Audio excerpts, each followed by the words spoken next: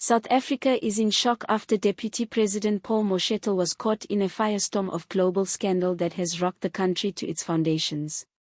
In a stunning reversal that few predicted, Mashatile has been apparently refused a critical foreign visa after a bombshell international arrest warrant emerged, throwing the African National Congress (ANC) into an all-time crisis and provoking fury around the world.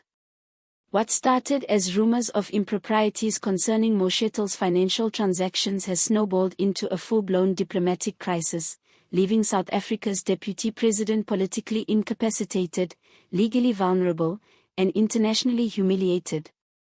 It was confirmed by sources close to the deputy president that Mashatile's much-anticipated visit to join an international economic forum was suddenly cancelled after foreign officials blacklisted his visa application.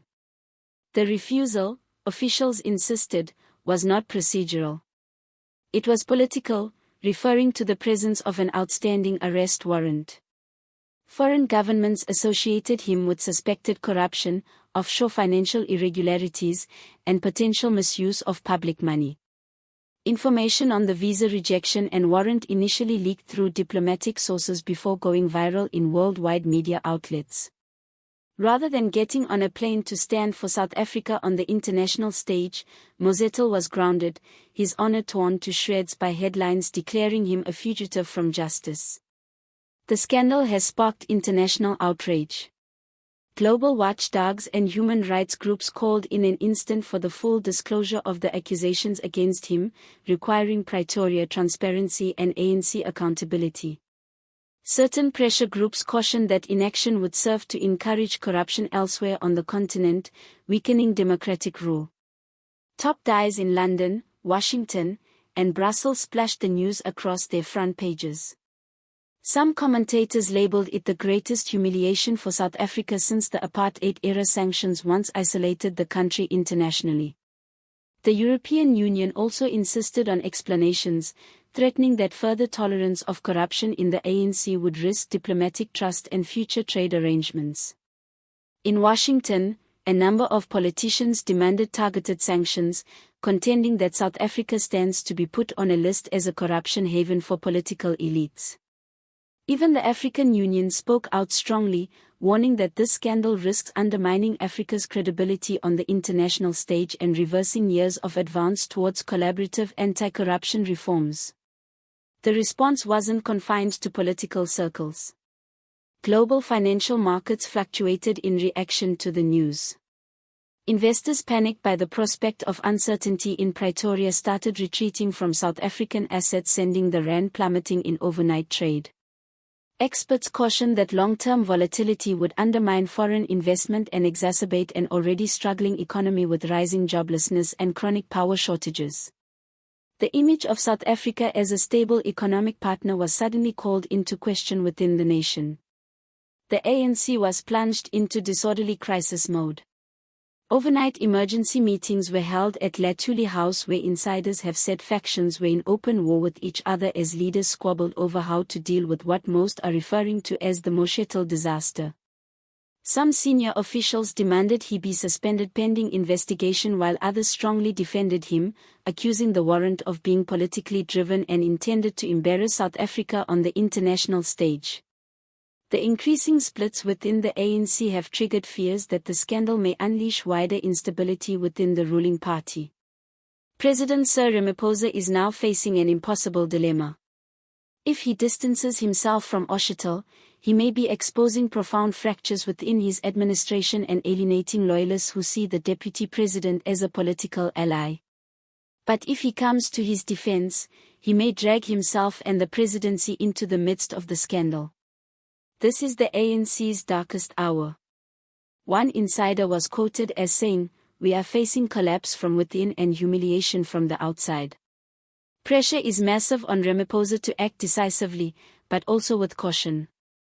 For South Africans in general, the news has fallen like a bombshell. In a country already bruised by unemployment, poverty, and load shedding, the perception that its deputy president is at the center of international criminal charges feels like the ultimate betrayal. Social media networks exploded within minutes of the news breaking.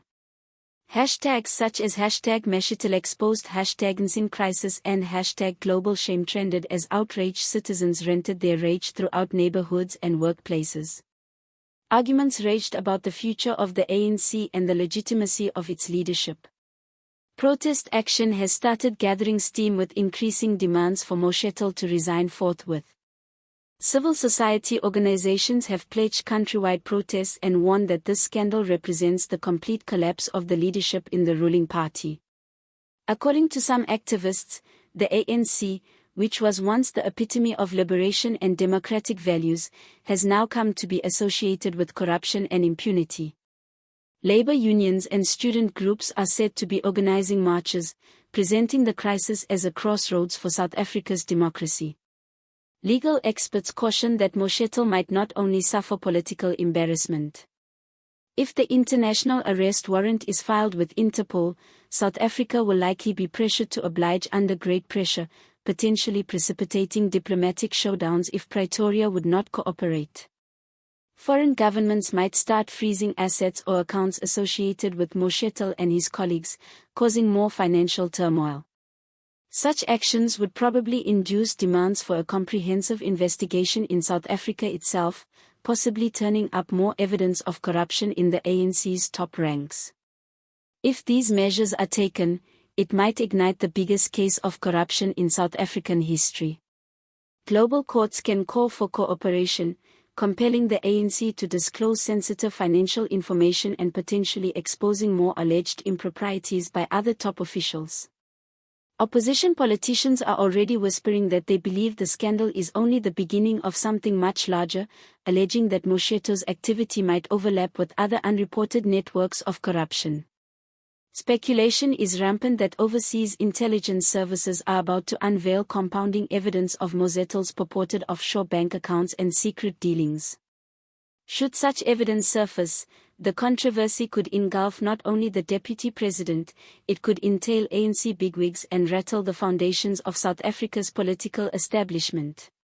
Even veteran analysts are finding it difficult to envisage how the ANC could survive such a tempest, especially with national elections on the horizon. For most of their number, this is no longer simply about the conduct of one man. It is now about the standing of South Africa itself. The refusal to grant the visa to Mashatile and the shock arrest warrant have instead not just the deputy president but the whole governing party in an international scandal. The ANC, previously lionized as Nelson Mandela's party, now has the daunting prospect of being considered corrupt, dysfunctional on the international scene.